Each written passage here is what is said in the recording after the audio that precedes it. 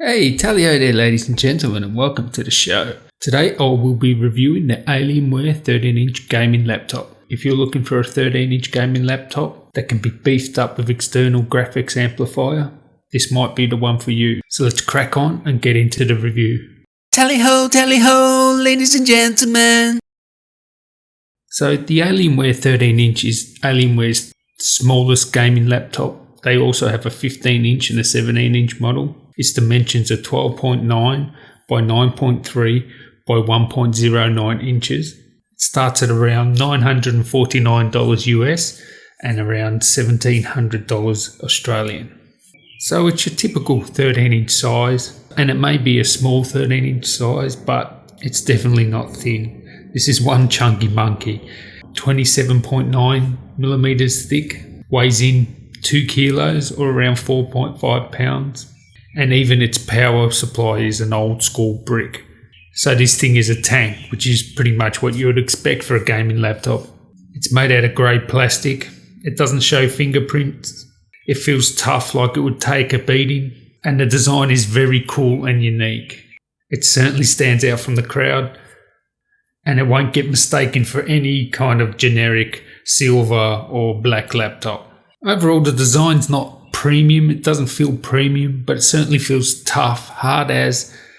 It looks like a real weapon of a laptop, and I think it's pretty kitsch. On the top you have Alienware's distinctively shaped lid with 2 illuminating strips and an Alienware logo that also illuminates. More on the lights later. So on the bottom there are 4 rubber strips that raise the laptop to give airflow to that line of vents that are also on the bottom. There also is a service panel here, and you can easily take that off and upgrade the components. Open it up and you'll see the striking multicoloured backlit keyboard surrounded by a soft touch coated plastic palm rest, and that's where the trackpad resides. And it also has Alienware's backlit power button.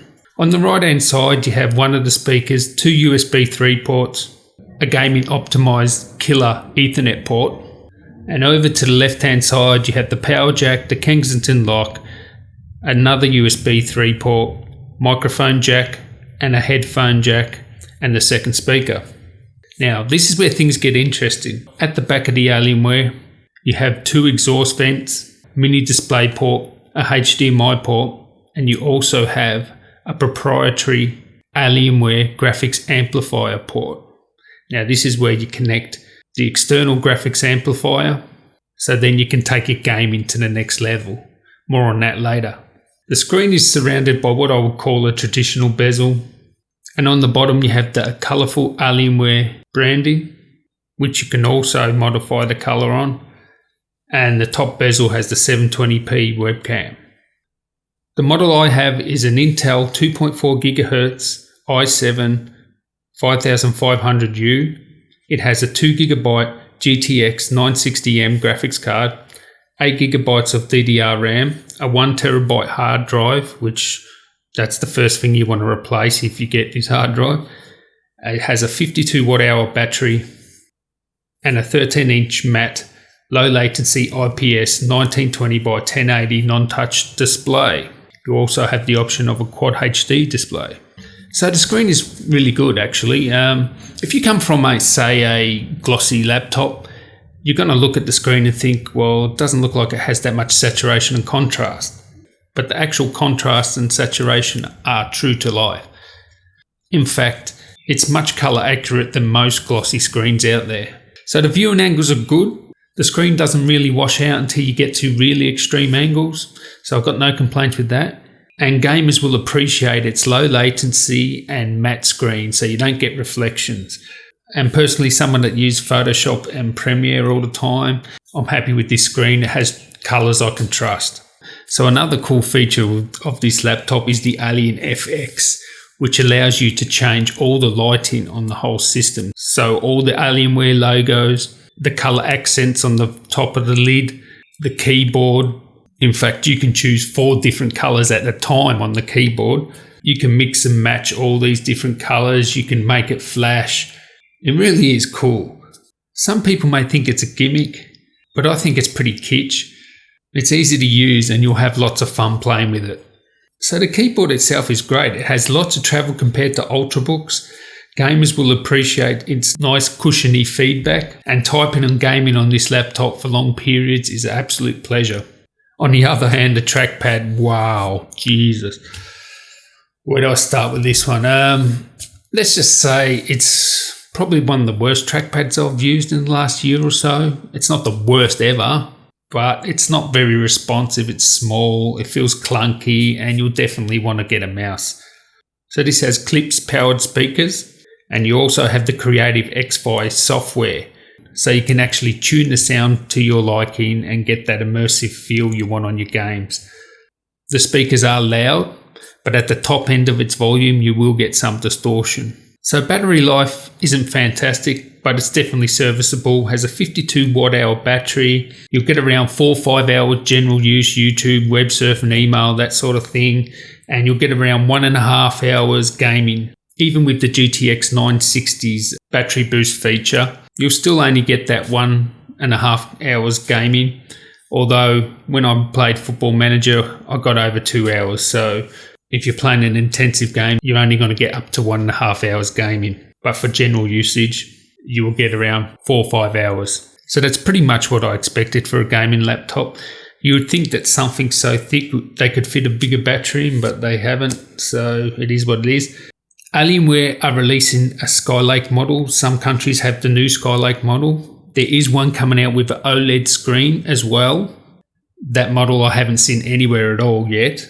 Now, the Skylake Alienware 13 is exactly the same as this model. The actual unit's design is the same, although it has Skylake processors, which it will only give you battery savings. There's very little performance gain from a Skylake processor. But considering they're going to have an OLED screen model, when that comes out, I want to definitely get my hands on that, because the Skylake processor plus an OLED screen should give significant battery power savings. Also, the Skylake model comes with Thunderbolt 3 USB Type-C, and they're pretty much the only differences. So performance of this laptop is really good if you ignore the slow mechanical hard drive. You definitely want an SSD. You do not want to suffer the pain of a mechanical HDD. I've made a video comparing this to the XPS 15 in playing Fallout 4. Look in the description for links to that. But to quickly sum up its gaming performance, you'll be able to play the latest titles 1080p, no problems. You'll get around 60 frames per second playing Fallout 4 1080p at low settings, and you'll get around 30 frames per second playing at ultra settings.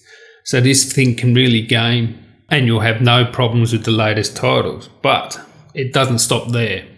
As I've mentioned before, this has the graphics amplifier port at the back, so you can connect Alienware's awesome graphics amplifier to it. And the graphics amplifier I had a GTX 980 in it.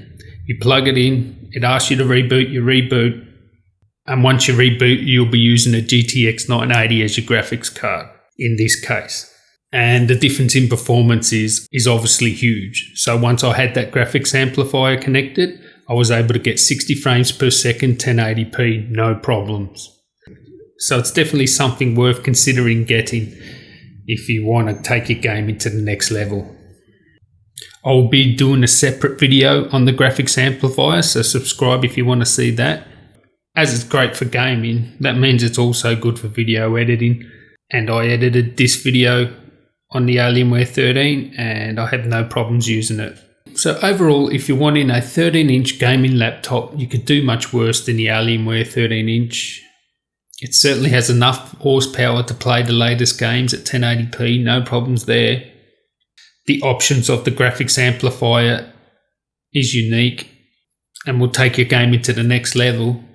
However, because it's so heavy and thick, I wonder if maybe a Dell XPS 15 would be a better option. I mean, I know it's a little bit more expensive, but it's lighter, it's thinner. The footprint isn't that much bigger, and you get a more powerful machine because you get that quad-core Skylake processor, and the battery life's better also. But then you can't add the graphics amplifier to that, and you don't get the cool features such as the lighting, and you don't get that killer Ethernet port which is tuned especially for gaming. and gamers really want Ethernet ports. I will be doing a video on the graphics amplifier, and I've got lots more tech content coming soon, so make sure you subscribe so you can see all that. If this video was helpful, give me a thumbs up. Let me know in the comments what you guys think. And until next time, guys, tally ho. Tally ho, ladies and gentlemen.